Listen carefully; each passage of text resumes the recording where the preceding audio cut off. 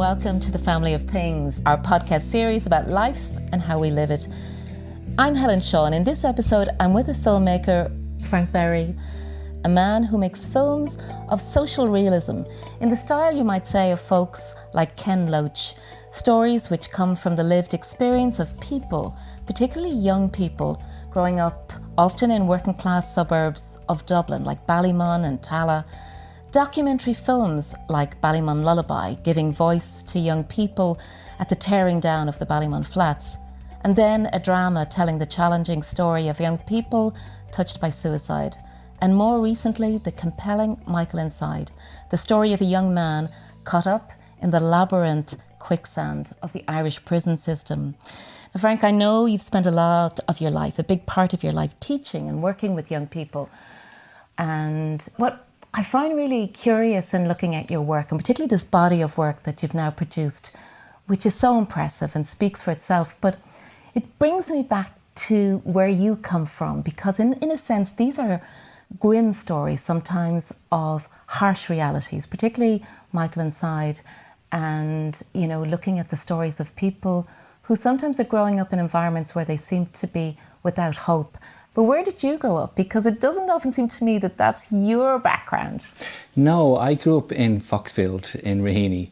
So the three films I've made so far, they're Dublin films. Both my parents are actually from the West. My mum is from Castlebar, my dad is from Westport. They moved to Dublin in the 60s. So, you know, my first film that went into cinemas was Ballymun Lullaby. Ballymun was a neighbouring community to ours, but we never went in there. It had a very bad name at the time. And I grew up looking at the towers. The towers. And it was kind of a terrifying image, you know. So as I got older, I became more curious about my city and about these preconceived notions that would have been around at the time. And so I think in my films I probably just want to explore more about those things. I think that's interesting, in a sense, north side but middle class, and probably having that sense that you could have ignored all of those realities that were on our doorstep. And I was curious about that, what brought you into being curious about those lives, but also almost feeling a sense of mission around them. I mean, was it becoming a teacher? Very possibly, yes. It's hard to really pinpoint how I found my way into filmmaking. It probably starts with my education. I didn't particularly have a very happy second level education experience. So I didn't get a very good leaving cert. I was kind of demoralised by that whole experience, to be honest. And I did want to go to college, but my school was telling me, no, that's not really the path for you. My reference from school would have said, Frank will have no problems finding work. But my mum was obviously a really key figure in my development, and she was always trying to get me onto a course. And I did a course in Crumlin called The Young Communicator. It's called Kevin's College now. But I met amazing teachers there. And I went through this period of 5 or 6 years where my life just completely turned around through education. And I had teachers who would sit down beside me and would ask me who I am. And I started getting distinctions, you know, and my self-image started to change. And then I went from there onto a 3-year course in Closhtadulig. I didn't get into Closhtadulig the first time I applied. And I went from this 1-year portfolio course onto that course. And then that led to a top-up degree in the University of Wolverhampton. Closhtadulig has a relationship with the University of Wolverhampton, and I got a degree. And then I came back and did a postgrad in film production in DIT, because I was very drawn to that, to making films. So after that I started teaching, and I could see a lot of people come through the door that reminded me of myself. So I spent a long time teaching in Closhtadulig in Coolock, and you know, you see an awful lot of real life there. And I guess in common with Roddy Doyle, who probably would see as a writer that his life as a teacher is completely meshed. I mean, he still teaches in the centre he set up in Fighting Words, that being a teacher and being a good teacher, you have that ability, as those teachers did to you, to really make a difference in someone's life. But also those young people you were meeting in Coolock and Closhtadulig, they were probably bringing you into lives that were outside of your own experience. Absolutely.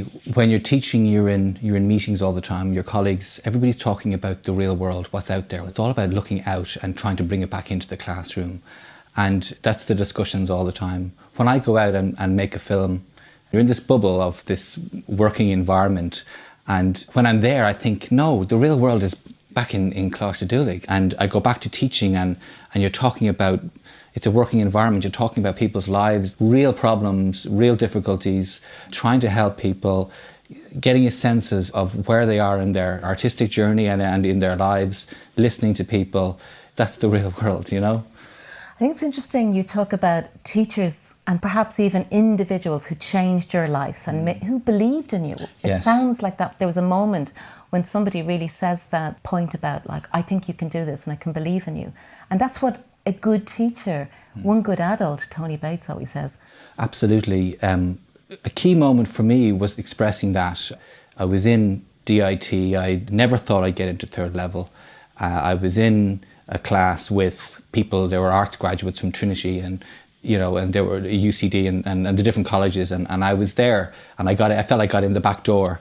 And I wrote a letter to Christina Murphy. Do you remember Christina Murphy? Yes, I worked with her. Did you? I did, in the Irish Times. Yeah, I used to read her articles. I think it was every Wednesday. I used to read her articles and she really was wonderful. And so I wrote her a letter. She was a wonderful person. Yeah, well, I never met her, but I loved her articles. And I wrote her a letter saying, I'm here now, I'm in DIT, and this is all due to further education. And I'm very grateful for that path. And I wanted to tell you about it.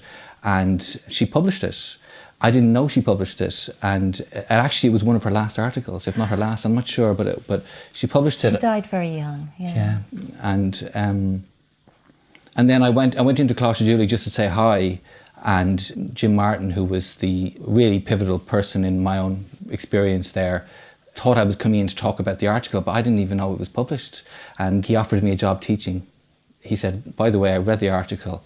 It's really, really fantastic, and would you like to come in and do a couple of hours? So I wasn't even out of college yet, so I went straight from DIT into teaching, and so that was how it happened for me. So Christina Murphy, God rest her soul, as the grannies would say, made such a difference.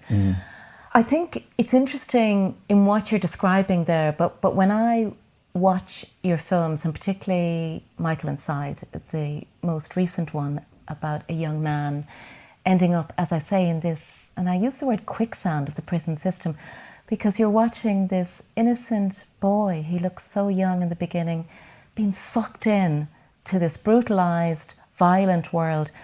And you know from the moment the first handcuff goes on him that there is no way back, that it's a trap.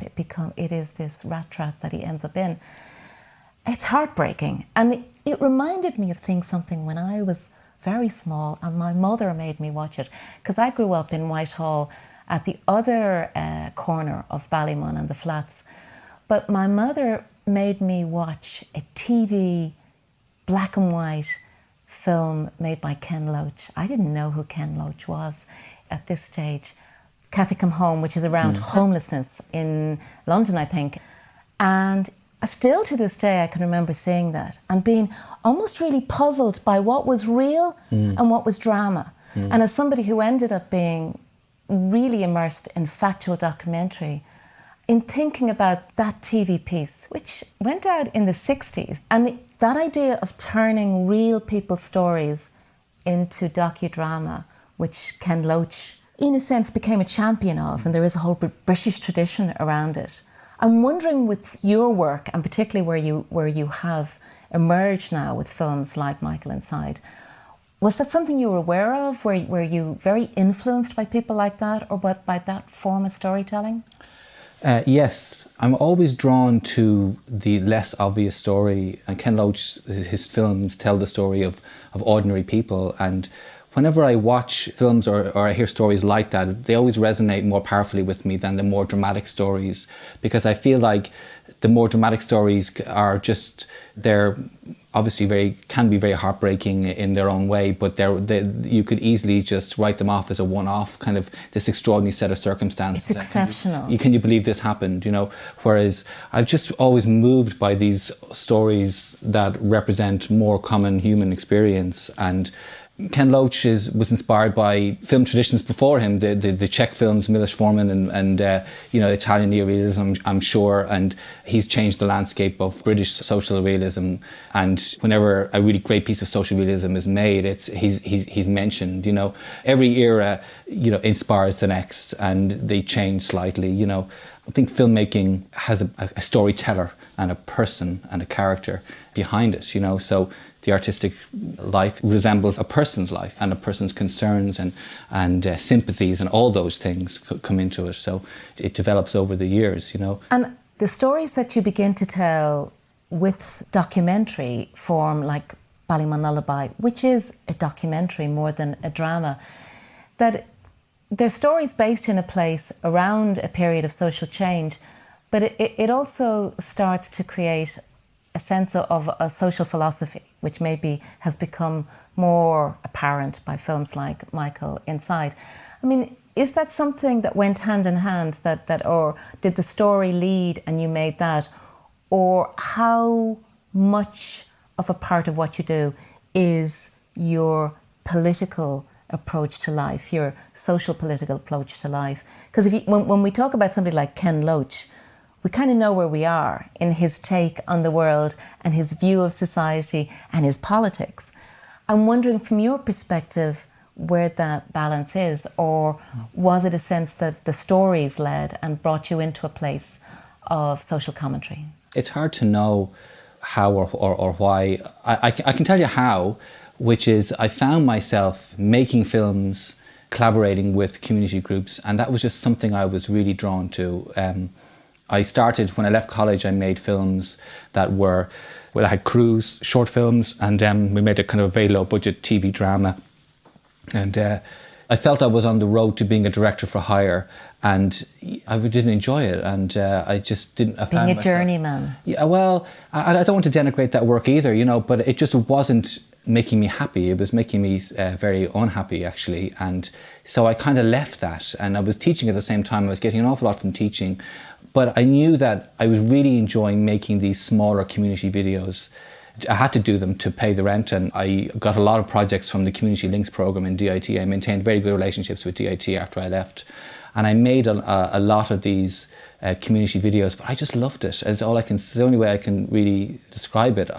Sitting down with a group of people in a community centre or in a school or a charity. Myself and my good friend Kevin Duffy, we would just listen, and we would hear what the people we're working with want to say. And I felt the job was, okay, to express this. And generally it's a social message.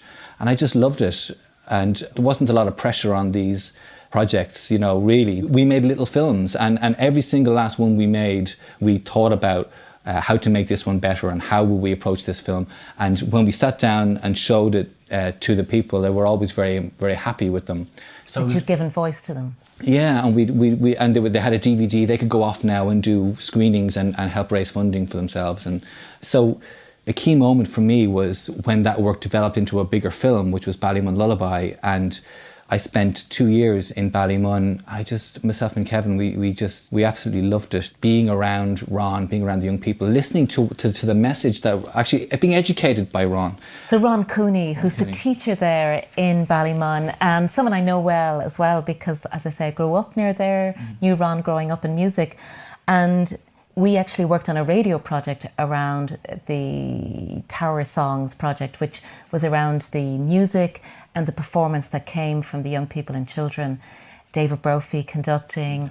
And it was amazing to see what Ron Cooney has done in the school there. And I think, as always, it was to see the teenage and now grown-up children who were coming back to work with him, who'd met him when they were in primary school, and he had given them this this love of music by handing them an instrument and starting this open door on being a musician, but also being, in some ways, an artist. But from your perspective, the film becomes, Ballymun Lullaby in many ways goes beyond that Ron Cooney story, because it really becomes, as the title suggests, the story of Ballymun at that moment of change.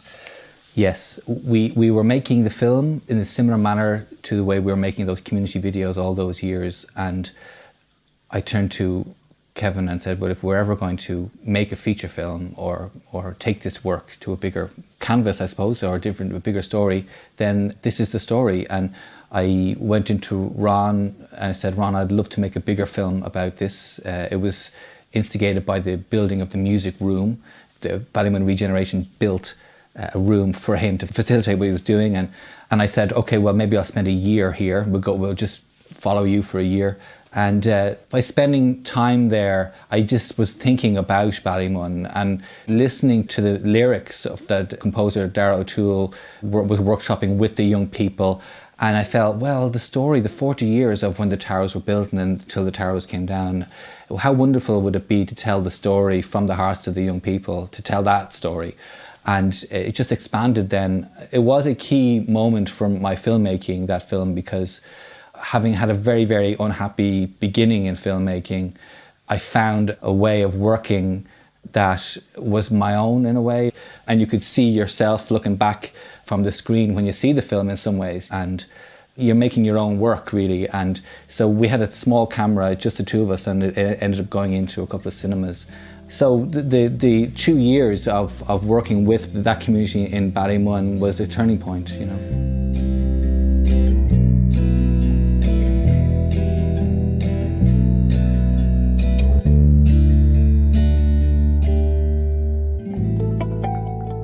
Because obviously at that stage, you were funding it yourself. It's incredibly difficult to make a film at the best of times, and it's in a different sphere you are now after the success of, say, Michael Inside. But at that point, part of the risk that happens in owning that story and that vision and making it is those 2 years are largely funded by Frank Berry. Yeah. Do you know, it's a no-brainer really, and enormous support from Donna, my wife, you know, it's her decision too. And you feel like when you have an idea and you know you're ready to do it, actually, is the key. And then you're going out and you're filming, and the tapes are burning in your pocket. You can't wait to see what you got, you know. It's not even a decision. You feel you have to do it, you know. And I think you shouldn't really make any film unless you're obsessed really a little bit by it. And that was the case with Ballymun Lullaby. I was totally and utterly enamoured by Ron. Actually, during the filming of it and during those 2 years, I was really loving the project, and I went into RTE and I looked up Ballymun in the RTE archives, and so much of what's there is negative, you know, from the 80s and the 70s. And whenever the RTE news reports wanted to depict social disadvantage, the towers were a very easy image to use. Yeah.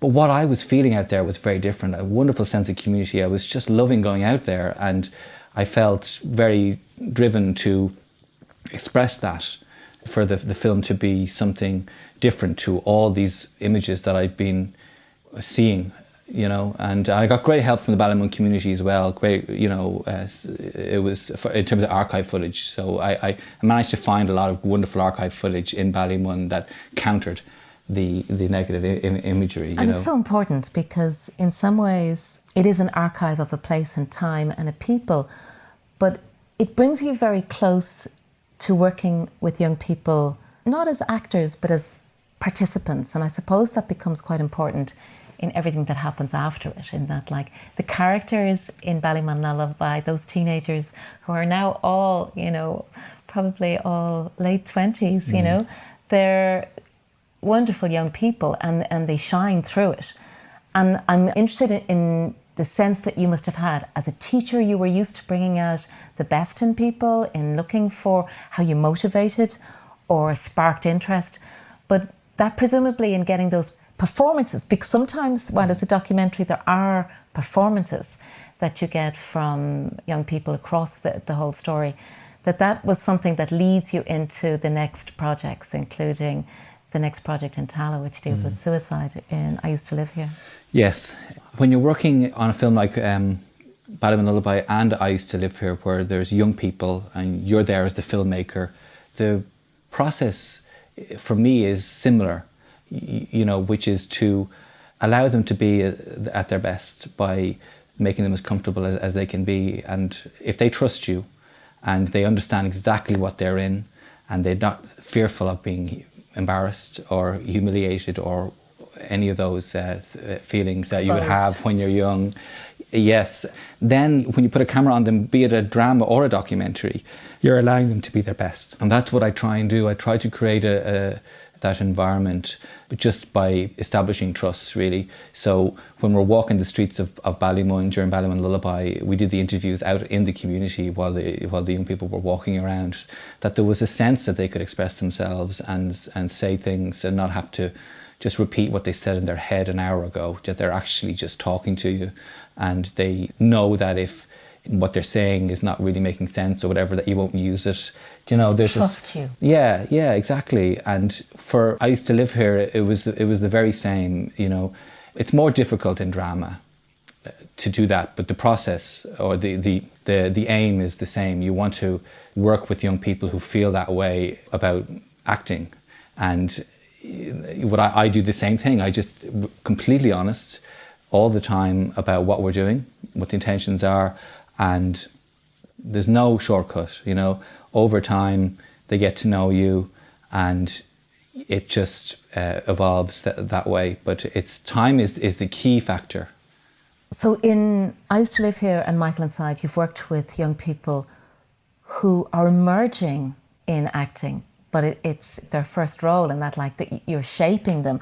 So Jordan Jones in I Used to Live Here, who in a sense comes to the fore in that film, which is really dealing with youth suicide, people affected by it, and anchored if it's in a place in Tala. But that idea of working with young people who aren't fully formed as actors, who aren't known, is also a way, I would guess, to keep it as real as possible. Yes, it is.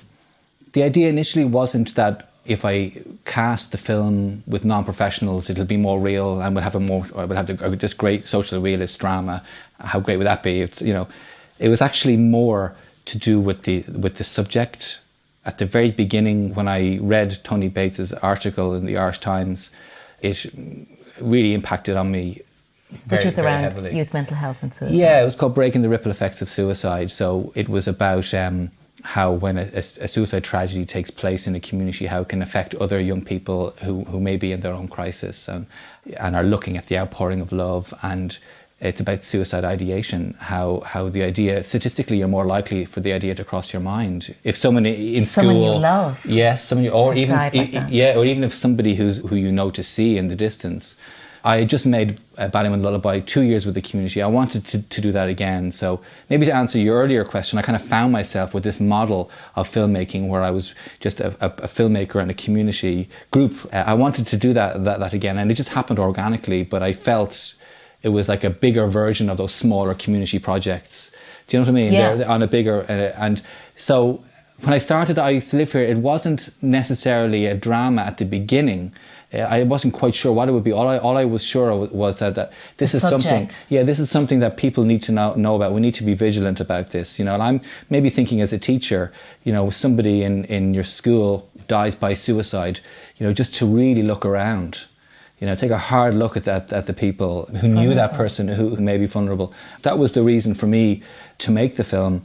And then when I approached Tony and Headstrong, now Jigsaw, I spent a year just going in and out of Headstrong and thinking, researching it and listening, researching it. So well. Yeah, listening absolutely is the key. So I just drove out there. I ended up making I Used to Live Here with a bunch of people. I didn't know anybody beforehand, not one.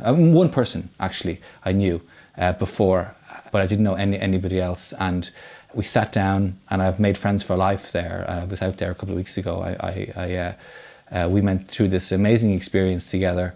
But the idea was that it just evolved, and it dawned on me that the film should be an expression from this building, so from this one community centre under this one roof.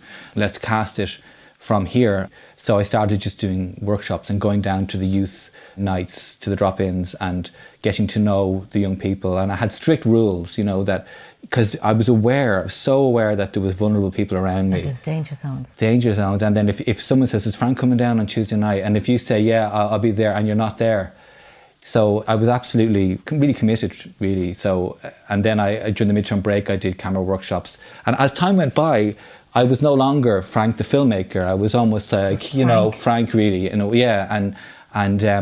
again, the more time any kind of filmmakers out there listening, and young filmmakers out there listening, the key thing is always time for me. As time goes by, I got an awful lot of slagging at the beginning from some lads, and then as time goes by, you're there a year later, and all of a sudden they're coming into a workshop and pulling up a chair, and you really feel like you've earned something, and also you're in a position where you can actually make an impact on somebody who never would have crossed the threshold, Which is the teacher in you again. Maybe, yeah. That moment of encounter with the other person, when something can turn. Yes, absolutely, and during that time I did see the opposite. I saw young people who would have seen themselves as my right-hand person, and holding the boom mic, following me around, really interested in the project and talking to people about it, and being very proud about being able to inform others what's going on. I would always make a great effort to remember everybody's first name. That was a big thing in the car. At the end of the day, I would write down, okay, chap with the Adidas tracksuit and the red hair is this person's name, and that, and just get people around you. But then what happens is, you start to see some distancing, and that again comes with time. And I talk about it with the youth workers, and you see the influence that some people have in the community, on other young people, and they have more of an influence on a young person than a youth worker, a teacher and parent very often. And it was around that time I got the idea for Michael Inside, because Love Hate was a big show at the time. I'm not denigrating it at all. It's a very popular show and hugely successful, but it's not the only story is what I was thinking. There's another story here. There's a story about people who don't want to be criminals, who are drawn into criminal activity due to the circumstances of the environment that they're growing up in,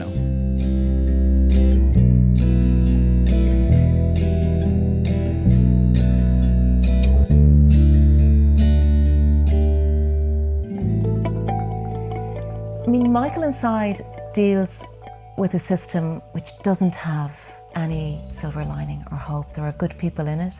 There's a good teacher. There are individuals who appear to be trying their best. There's a lovely granddad. But the system is geared towards sucking that young fella, Michael, into the mire. And in that sense, it does seem when you watch it that it's like the lack of hope in it is also you saying to us, like, we can't really doctor this, lads. It's not something where I can give you a happy ending.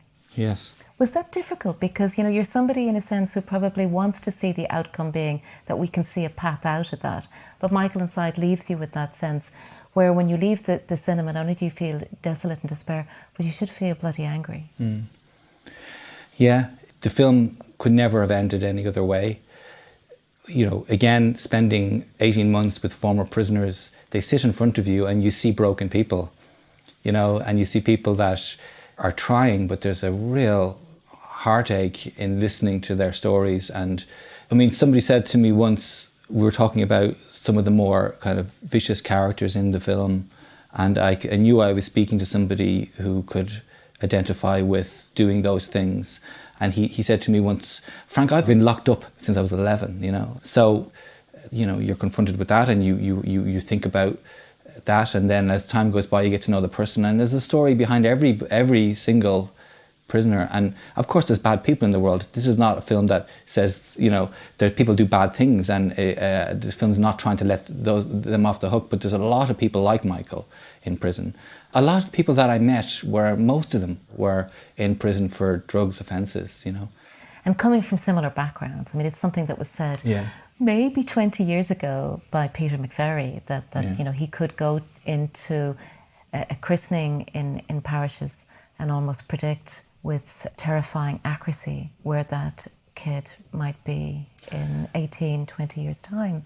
And I guess like drugs, inner city, suburban crime, I mean, these things haven't changed dramatically over this period, but that in watching Michael Inside, what also comes home is how little thinking we've done about crime and punishment in Ireland. Like, I remember decades ago, in 1991, I was on a journalist fellowship in Paris, and we did a crime and punishment stage. So we all went to look at prison systems, and I of course picked the Scandinavian countries, because how else would you ever go to see them since they're so expensive?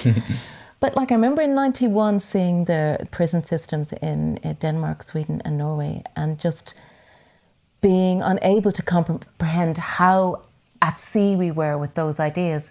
We haven't changed since then. And like, I mean, I remember coming back and writing about it, but in watching what you're depicting and what we know, and the research is there, is that there are some aspects where things have changed and some projects which evoke change, but we still tend to have such a closed down view of custodial as being the way in which we create, as the judge in your film says, like, she wants to create a sharp shock for a young lad who's going astray. Yes. All those words came from former prisoners, so they're, the aim is to try and put as much of what I heard into the film as possible. The film exists because of a willingness from the prison service to engage in an arts project, and the film is screening in prisons and in lots of different educational contexts, which I think is a good thing. I totally agree with you. I think it's the political will that is needed to change, and it just seems like such a huge undertaking. Do we really want to do it? And I've met some really great people working in the prison service, and I've gone to open days, and it's really exciting, actually. Just the people are really passionate about social change and drug-free prisons and ideas, and there are genuinely great people working in the prison service to try and make change. But from our perspective, sitting here thinking about the prison system, it just seems like such a huge task. Or the political will to see that change happening. I think that's the key.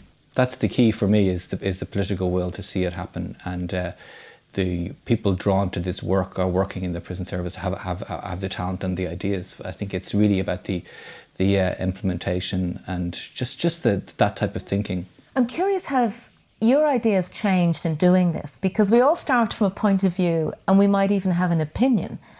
And then we can be pushed outside of our comfort zone to really figure out, should we decriminalise drugs? Should we end up having a different form of custodial or prisons? Should we actually use prison less? How do we create justice? How do we create different opportunities? Like, the ways in which we think about it often requires us then to almost challenge the way we think about society as well. I mean, did it change as you went through that, some of the thoughts you had about how the system works? Whenever I start a project, I have kind of general understanding of it from what I would read in the papers and the news. And then, generally speaking, what tends to happen is that my feelings about the unfairness of the project only just get more and more compounded, and I learn more and more and more about the system, and it generally goes that direction. You become more radical. Yeah, in a way. Or it humanises it. Is really the key. So it's a word you use a lot. So in a sense, like, to put perspective on that what you would see often as your role is to humanise the characters in any of the stories we're talking about. Absolutely, I think to avoid us putting like, they're druggies, they're prisoners, they're criminals, or they're scumbags. Yeah, absolutely. For example, somebody who's gone to prison in Ireland, that sentence is never forgotten, so there's a number of things that they can't do they can't go to America, and it's very difficult to get a mortgage, and so you read that and that goes in, and that's pretty unfair. But when you're sitting in front of someone that who has 2 MAs, who just really wants to be a teacher, and whose crime is long in the past, you do feel that they're being unfairly treated, really, that everyone deserves a second chance. So the humanising of a lot of things that you would read is very, very kind of powerful. And actually filmmaking can do that. Filmmaking is a powerful art form, really, and it can put you in the life for a while of somebody and ask to consider their experiences.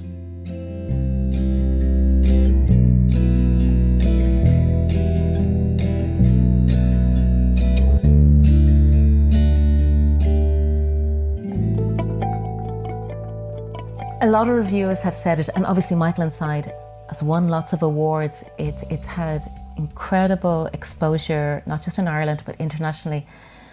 It's been a game changer, I would say, and assume for you. But a lot of people, quite rightly, when they've written about it in reviews, have talked about it as a film about class. And in some ways, that's also a theme that comes from your work, which is why almost when we start and I ask, where was your roots in that, in talking about this, that the stories that you're humanising are stories of class. Yeah, it's true. And is that something that, in a sense, like I know as we go into talking about what you're doing next and your future projects, is that something you think that's at the core, or it's just that you are attracted to those who are the outsiders? Yeah, it never feels like a kind of a conscious thought of going in a certain direction. I could feel just as empathic for a middle-class person, young person in crisis, getting bullied on social media or whatever. You know, so it's an emotional response to something. And so it's not a preoccupation with class, really. But, I mean, it was a life-changing experience making I Used to Live Here in Tallaght in so many ways. It was very, very emotional, and I got to know fantastic young people, and it was actually working with those young people that drew me to Michael Inside. They inspired you? They totally inspired me, and I wanted to make a film in a way for them. You're now immersed in other projects, and I think the next thing we'll see from you is a project that comes out of direct provision and people living in direct provision in Ireland. A love story, I think. Yes, of sorts. I've been working on it since January 2017, actually. It's been working with a number of really great groups, members of MASI, Migrant Asylum Seekers Ireland, and ENAR, which is the European Network Against Racism, have been really very helpful to me.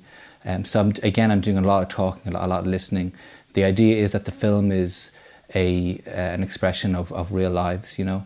The story of direct provision is a story of oppression. It's a story of deportation, the threat of deportation, and it's the result of government policy. And, so the film, there's nothing really very sensational in the film. It basically looks at the real world implications of government policy. So the drama is based around direct provision as a system and what that system entails, the human cost of that. And I guess no more than you've done with your other projects that involved you listening to a lot of people, hearing witness and becoming part of communities who are living in those kind of centres, whether in Dublin or outside of Dublin. Yeah, it's a case of getting to know people, and it's very similar. Again, it's about time and listening. It's not easy to get into the centres, so very often I would meet people elsewhere, but it's about developing relationships, and the subject really, really needs a kind of a national primetime investigates type of story, a treatment, like why don't we have a 2-hour documentary about direct provision and you put up on the screen, how is it funded, who's getting what, talk to people about it. And over the last year and a half I've been working on it, so many people don't know what direct provision is. I mean, it's getting more now. A lot more has been said about, a lot more has been written about it. But still, with the actual responsibility I feel of public service broadcasters, actually just to be really straight up. Proper public service broadcasting is not afraid to challenge power. And speak truth to power. Yeah. And in some ways, you mentioned earlier love, hate, and how the piece that you made was not a reaction to it, but it comes from a very different place in terms of Michael Inside. Not the high points of drama with all these big characters and playing almost to it. And in direct provision, we've now had this drama which has garnished a lot of attention and taken down. And I'm wondering whether you see that as again being a love-hate approach to direct provision, and what you're doing is telling a story from the corner of the room. There are different types of storytelling, and I don't want to denigrate either. I feel that TV drama is very different, and so I commend them for setting their drama in direct provision to discussion is better than no discussion, and it's better than the way it was before. I wouldn't be critical of that. I think it's a very, very love-hate, very successful, well-made TV dramas, you know, but there needs to be a more diverse ways of looking at these as issues. well as, you say, the factual storytelling of just continually bringing us into the reality of it. The direct provision film coming out presumably next year or sometime? Hopefully making it next year. You never know. Out 2020. Yeah, perhaps. Always a struggle to get anything made. Yeah. But within your ambitions, like you talk so much of the reward you get from the making, from the process, from being with communities, from having those relationships. You can hear, in a sense, where your sense of return and value comes from it. But in making the films and the outcomes, what for you is the happy point? I mean, I don't think, and I've never sort of got the sense that it's probably the awards, though they presumably help with funding and moving things to the next stage on the next project. But for you, what's the goal when you make a film, particularly, say, like Michael Inside? Well, the goal is to make something that I can live with, that I feel is good, driven as well by an artistic drive to actually be good at something and make something well, but also to have the central point that I'm trying to put across, to really have that kind of clear and to make something that has some kind of purpose, really, you know. But it's interesting what you say about... Is it to educate or to change? It's a little bit of both, really. The first thing I do when I finish the film is I want the people who I've made it with to tell me that it's what they'd hoped it would be. That's the only way I can really describe it. I really want that, and throughout the process of the film, we do a lot of talking about how will this impact on the audience, and we all our hopes about it being a moving film. Asking people to maybe be a bit more empathic sometimes towards people that maybe they may not look at with any kind of degree of interest. So that's something that drives the participation from the for example, in Michael Inside, from the former prisoners, was that maybe something might go into the film that they've said that will make a difference, and that is meaningful to them. So that gear might change. I want them to feel proud of it. So that they were heard, which goes right back to what you did in the early films before Ballymun Lullaby. Yeah. I really enjoy the making of them. I enjoy the working with people and getting to know people. I love that part, and I love the filmmaking and right up to the post-production. But after that, it is a lot of anxiety and a lot of kind of attention and. I don't enjoy that as much, although it's nice when the film is received well, absolutely. And but the making of it is where your joy is lovely. But you see, there's something very tangible about that, where the film is getting better all the time. You know, like always getting better, and then so every day, you know, it's moving further, and there's a satisfaction in that. You know, so becoming real. Yeah, and it's becoming real, and you're getting closer, and there's a real purpose. I think just to pause on the writing, there's a real difference in making a documentary or in creating something which is ultimately 100% factually bound, and creating a script, which is a drama, which is dealing with those forms of art as well. So for you, that's also been a progression into becoming a drama writer and not solely a director. I mean, has that been an interesting development to really end up in how you create a character who may be somebody you've met or you've witnessed, and it's the inspiration, but they have to become somebody, an actor that another person has to realise. So it's a different form of writing and a different form of writer that you've become. Yeah. I don't think about myself, even though I'm writing every day, but I don't see myself as that type of writer. I see myself as somebody who goes out into the world and tries to bring back things to write about and to put into the script. And actually, you know, inevitably you're going to be a writer. You have to write dialogue, and you have to structure and shape and create the characters and all of that. But I mean, if I can come up with a line that's a great line and have something else in my mind that someone has said to me that's not quite, I'd rather put that in.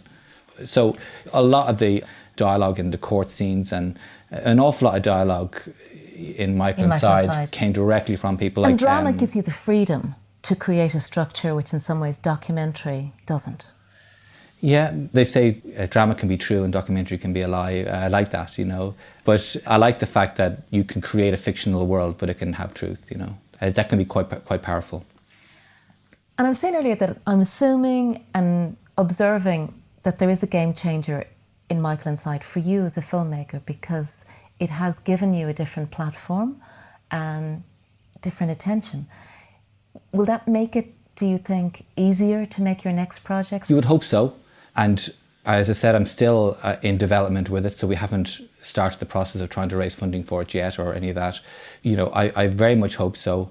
I'm not really driven to try and make the films bigger, although that would be nice in a way, I guess, but I just would like to be able to make the films comfortably, and I'd like to be prolific. And pay the bills. Yeah, pay the bills. That's always good. Yes, absolutely. But I'd like to be prolific at this particular point, and I don't want to be held up for 5 years trying to raise a big budget, And the films don't need that scale of budget, so I'd like just to keep going the way I'm going and to make the films I want to make. And realistically, what did it cost, can you say, to make Michael Inside? I think it was around 600,000, yeah. Which in the scale of, say, television ain't much. No. And they make TV dramas. So in a sense, as you say, to make what you need to do, time and the ability to pay attention, how does that balance now with teaching? Because I think from your perspective, teaching while you love it is somewhat on the back boiler. Well, yeah, I've taken a sabbatical just for this next film. And already I feel like I could never have written, the script where it's at now any other way, really. So I hope to always be a teacher. It's just something, I know... in your nature. Yeah, I know vocation is an old-fashioned word, but there's something about seeing young people that remind me of myself or something. I don't know. But in that moment when somebody believed in you. Yeah, maybe. But I just love it, actually. I teach filmmaking, so it's a subject that I'm passionate about, and I'll always be a teacher, I think. And do you have that sense when you see some of your former pupils making great things, that there's kind of a shared pride in it? Absolutely. I love that. Like I took a student with me through the making of Michael Inside, right from pre-production into all the meetings, every day of the shoot, into the edit suite. Very, very talented young man, Aaron Stapleton. And I love witnessing young people learning how to use the grammar of filmmaking, talking to them about the possibilities. And it's quite easy to learn, actually, shots. And it's very simple, it's not a lot of them. It's just exciting to talk to them about, well, with this new grammar, what are you going to say, or what type of filmmaker would you like to be? You only ever learn that once, It's nice to be around for that and to see people develop. And their vision and their voice emerging. Yeah. And I guess, as I say, you've a film in process. Are there other themes? These are stories which are all driven and coming out of this damp little island we live on, and predominantly this damp little city and county that we're living in. Do you have a sense that beyond this phase that you want to make and tell stories which are from a bigger landscape, or do you find Ireland is quite enough? I generally take one subject at a time. I mean, some filmmakers have slates, most of them have slates. I don't really have that. I have ideas burning away or bubbling away in the background. And one thing I learned from Ballymun Lullaby was that it was a very small story, and around that time the word community in relation to filmmaking wasn't particularly cool, but by telling a small story of a community, that it echoes and that it has universal appeal, and that other territories and countries and cultures can relate to it, Like I love seeing films that feel very local from other places in the world and identifying with them, So it's led very much by the content, not so much about a career, really. It's just about, what would I like to tackle next, really, Or what am I drawn to? Well, Frank Berry, thank you so much. We look forward to those films and that vision getting bigger and better in your perspective. Thank you for joining us today. Thank you very much, Helen.